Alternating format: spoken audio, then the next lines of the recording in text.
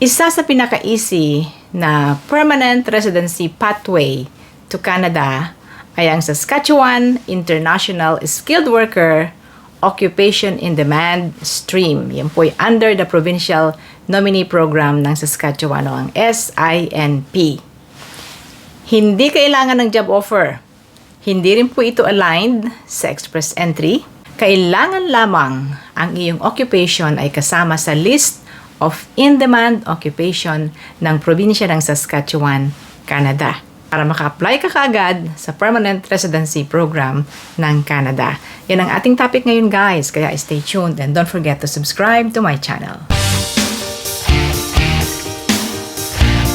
Hello and welcome back. Si Ate Menchie po muli ito, and today another topic about Canada, and today featuring the province of Saskatchewan at ang PNP program nila doon, SINP. Kung gusto nyo ang gantong topic, guys, please consider subscribing sa ating channel, Menchie's Philcan Life. Please click the subscribe button. You can also follow me sa aking Facebook page na Menchie's Philcan Life, and you can join and be a member of this channel. Paano ba mag-join sa Menchie's Philcan Life? I-click lang po ninyo yung join button below there at sundan po ninyo yung instructions ng YouTube. Gusto ko nang pasalamatan ang ating mga channel members. Thank you kay Jen C, kay Crystal Snow, Ninette Lapira, Richelle Dumalag, Neri Castro. Thank you rin kay Celinia Daisy Caber, Marjorie Ramos, kay Nani, Marciano, and Nympha. Salamat po sa inyong support sa aking channel. At ngayon, diretso na tayo sa ating napakagandang topic, guys. Ang one of the easiest na pathway to Canada at permanent residency po ang ating ina-applyan. Okay. Ito po ay ang Saskatchewan International Skilled Worker Occupation in Demand under the SINP, Saskatchewan Immigrant Nominee Program. Madalas ko na pong naririnig sa inyo, sa mga viewers ko, ang SINP kasi marami nang nakapag-apply at nagtagumpay sa SINP program.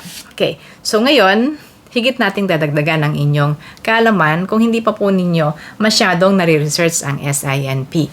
Tatlong major steps, guys, ang kailangan nating gawin dito. First of all, kailangan ninyong mag-submit ng expression of interest sa SINP. Number 2, pag kayo ay napili, bibigyan po kayo ng invitation to apply, mag-a-apply ka na sa SINP under itong programa na Occupation in Demand. And the third part, pag binigyan ka na ng nomination ng Province of Saskatchewan, mag-a-apply ka na sa Federal Program for PR. At mabilis na yun. Kasunod na nun ay, success story ang kasunod. Okay, guys? So, atin pong isa-isahin ang mga impormasyong ito. Una muna, sino ang eligible sa programang ito na International Skilled Worker Occupation and Demand ng Saskatchewan? Ano yung eligibility? Simple lang, guys. First, kailangan you live outside Canada or you can be inside Canada. Pag nasa Canada po kayo, kailangan meron kayong proof of your status in Canada. And, Number 2, you should not be a refugee claimant. Number 3, ang score mo dapat sa SINP assessment grade ay at least 60 points. Meron kasing 110 total points. Maka 60 ka lang, pasado ka na. Pwede ka na nilang ma-invite at makapag-apply. Okay, guys?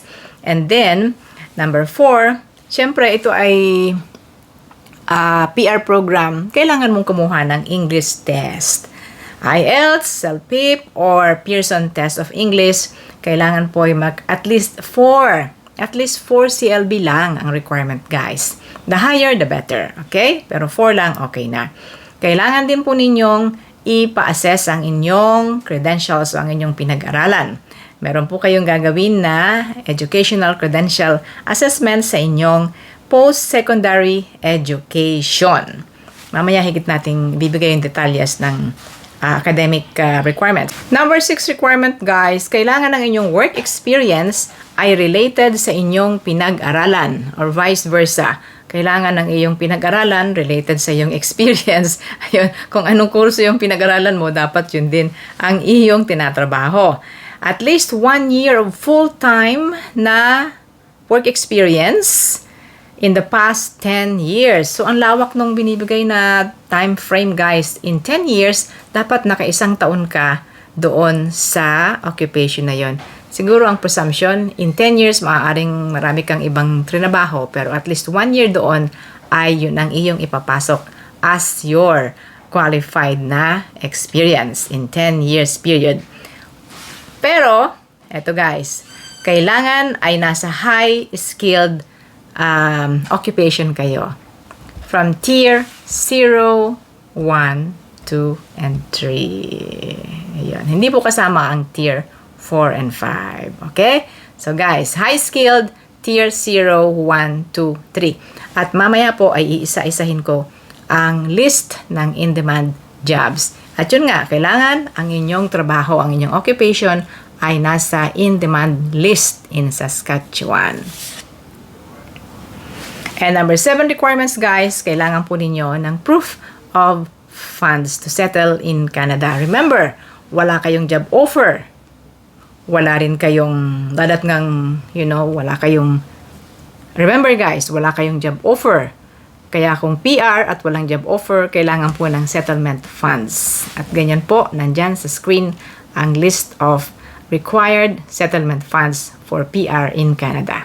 So ngayon, ipapakita ko na sa inyo guys ang list of in-demand occupations in Saskatchewan at dapat isa dito ay nandun kayo. First of all, thank you sa Nationwide Visas sa copy na ito ng current in-demand occupation in Saskatchewan. Ayan po, marami sila. Engineering managers, mga civil engineers, industrial and manufacturing managers, architect, land surveyors, software engineers, mga psychologists, social and community service workers, early childhood educator, and assistants, medical laboratory technologists. Guys, ito po ay mga tier 0, 1, 2, 3. Ayan guys, hindi po kasama ang tier 4 and 5 dito. Drafting technologists, facility operations and maintenance managers, meat cutters, ayan guys, machinist, cabinet makers, industrial mechanics, heavy duty equipment mechanics, automotive service technicians, truck and bus mechanics, motor vehicle body repairers, welders, kasama rin guys, at mga managers in agriculture, manufacturing, managers, utility managers. Ang part na ito naman ay yung pong mga excluded na occupations o yung mga occupations na hindi pwedeng mag-apply para sa programang ito. Hindi ko na lahat ipapakita guys. Anyway, nasa website po yan ng SINP. So yun guys.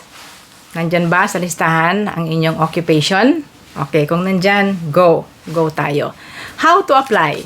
Yan. Sabi ko sa inyo kanina, 3 big steps, no? Una, submission of expression of interest. Number 2, application sa SINP. Number 3, application sa federal PR program na. Okay. First of all, check your eligibility.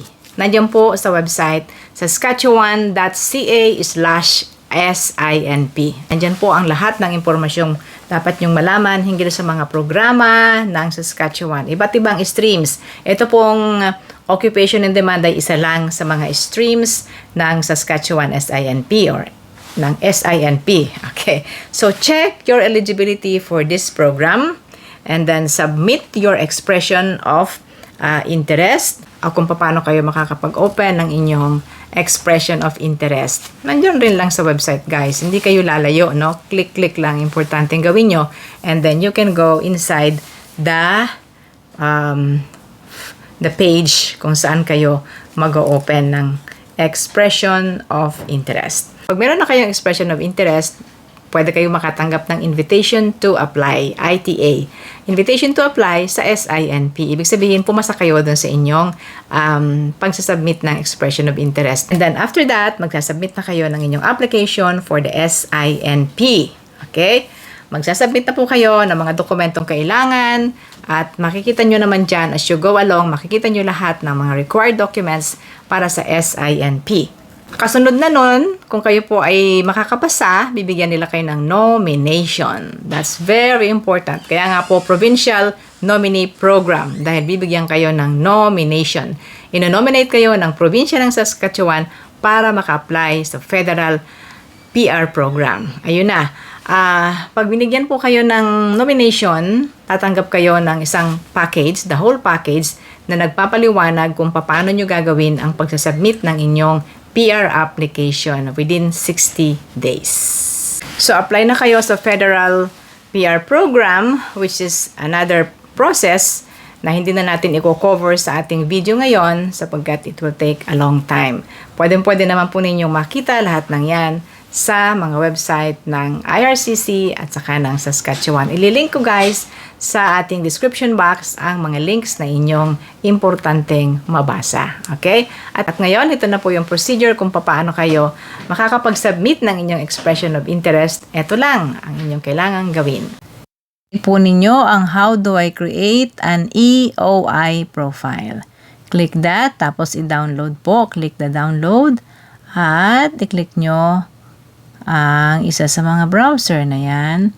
Tapos ito na lalabas po, Government of Saskatchewan, Oasis User Guide for Applicants. Scroll lang po ninyo. Tapos ayan ang table of content. Mahaba ito guys. 21 pages. And then guide ko lang kayo. May mga introduction, may paliwanag po dyan kung anong inyong gagawin. Tapos darating ka sa part na ito na po, create an Oasis account. Tapos enter your personal details, etc. etc. Sundan lang po ninyo yan. And eto na, meron na pong, dito na magsisimula guys. Ilalagay na ninyo ang mga information ninyo para kayo makapag-open ng inyong profile. And then the rest will be easy at meron pong mga paliwanag sa bawat steps na inyong gagawin. So yun na guys, ang ating pagbibigay ng brief na paliwanag sa inyo tungkol sa programang ito. Kung hindi nyo masyadong nabasa, pwede nyo balik-balikan yung ating video o pwede nyo puntahan mismo ang website po ng SINP. Saskatchewan.ca/SINP. Yun na muna po. Thank you very much sa inyong panonood. Kung nagustuhan nyo guys, please subscribe to my channel kung hindi pa kayo nakaka-subscribe. At salamat po sa ating mga subscribers na. Thank you very much. You can also follow me sa aking Facebook page na Menchie's Philcan Life. You can also join and be a member of this channel. Salamat po sa ating mga channel members. Thank you kay Jen C., kay Crystal Snow, Ninette Lapira, Richelle Dumalag, Neri Castro. Thank you rin kay Celinia Daisy Caber, Marjorie Ramos, kay Nani, Marciano, and Nympha. Salamat po sa inyong support sa aking channel. Expect more information about Canada dito sa ating channel. Sa Ate Menchie po from Toronto. Thank you very much for watching.